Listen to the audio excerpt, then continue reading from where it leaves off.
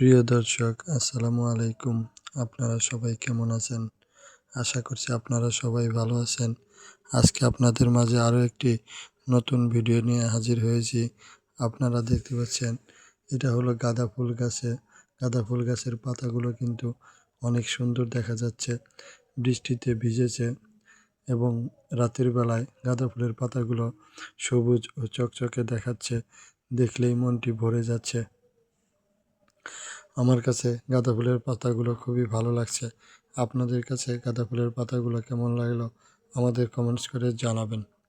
আমরা কিন্তু এই গাঁদা ফুলের চারাগুলো নার্সারি থেকে কিনে এনে প্লাস্টিকের টবের মধ্যে আমরা এর চারাগুলো রোপণ করেছি।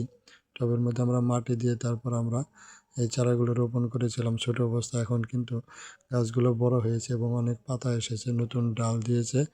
তো এই গাছগুলোতে যখন গাঁদা ফুল ফুটবে তখন কিন্তু এটা আরও অনেক সুন্দর দেখা যাবে। চাইলে কিন্তু আপনারাও আপনাদের বাড়ির আঙ্গিনায়, উঠোনে, বাসার ছাদে, ফুলের টবে যে কোনো জায়গায় গাঁদা ফুল চাষ করতে পারেন। গাঁদা ফুল চাষে কিন্তু তেমন কোনো পরিচর্যা করতে হয় না এবং ফুল বাগানে গাঁদা ফুল থাকলে কিন্তু ফুল বাগানের সৌন্দর্য অনেক গুণ বেড়ে যায়।